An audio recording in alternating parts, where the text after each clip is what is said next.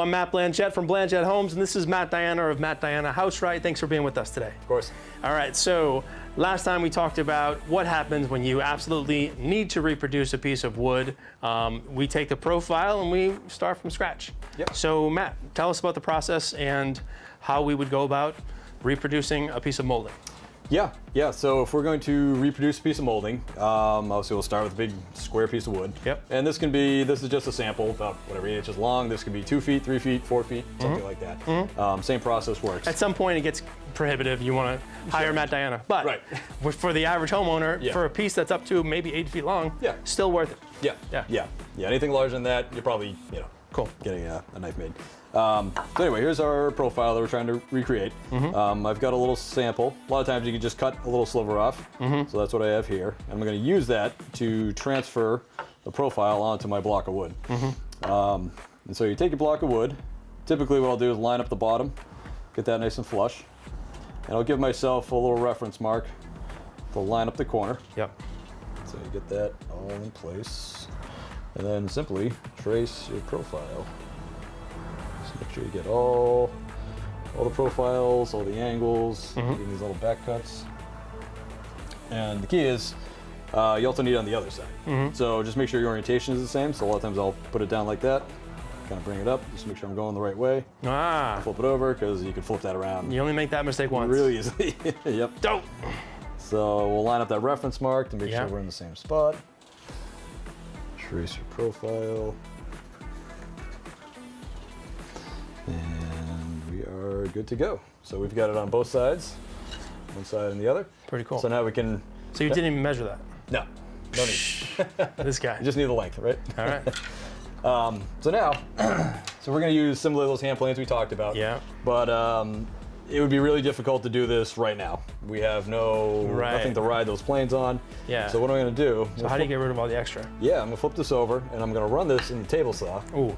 And take little cuts. Okay. Like that. Just keep going along. Safety first on this Right one. along that profile. Yeah, watch your digits. Yeah. And yeah, so you run that all the way through. Okay. And then we'll end up with kind of like a rough profile. So you're essentially just writing straight lines at different depths to get rid of the excess. Yeah. Okay. Yep. And then we'll finish it up, get it all nice and smooth with the hand planes. All right, cool. And cue the fast forward. All right, so here we go.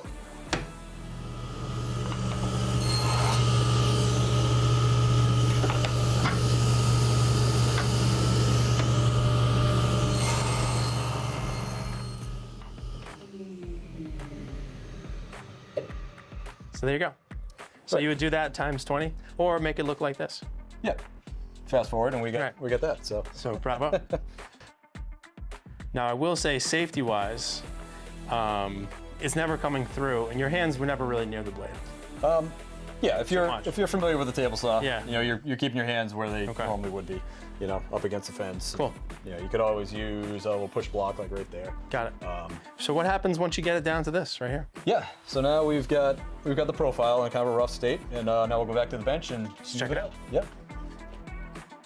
You have the profile sliced down. There's the table. So now we're going to use all these planes to kind of establish things, get them smoothed out. Yeah, let's bring it home. Put this in the vise. I'm just going to put on this little cleat. Okay. Make my life a little easier. Don't go too deep. Yep. Made that mistake once. Yeah. All right, so now, that in the vise.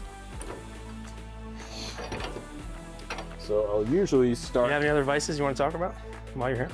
That's one on the other side. So I'll usually start with the flat surfaces first. Okay. So we got the bottom edge. You're really just getting the saw marks off. And kind of looking at my pencil line, make sure I'm down there. Yeah, check your pencil lines. Yep. So we got that one. I can use the block plane. Okay. So now there's a flat, kind of right in the middle. This is the shoulder. Shoulder plane. Yep. It's going to be a pop quiz after this show. And I can also use that. Oh, yeah. Flip side. I was going to suggest that. Yeah. I'm getting the hang of this, Matt. Yeah. You might be hiring me. You'll be making the next one. Yikes. That looks slick already. Yeah, so kind of got that inside corner. So now you want a hollow. Yes, hollow. So we've got these two hollows. Yep. So one's a little bit more than the other. Yeah. Try one. We just don't want to dig in, right? Don't dig in. And you're just gonna go down and really until wash those pencil lines and until you get all those. Yeah, you've got it pretty close already. those little divots in. Do you want me to get the profile for you? Yeah, it'd be great. I'm gonna grab that.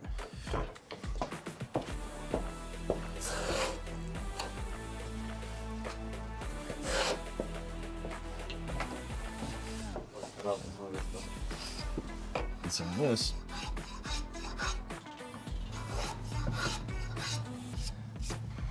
Can also use the shoulder plane a little bit.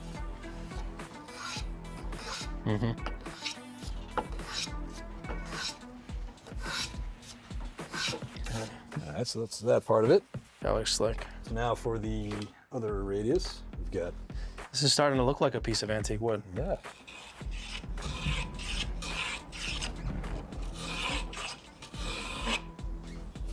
Really slick, man. Yeah, it's pretty cool.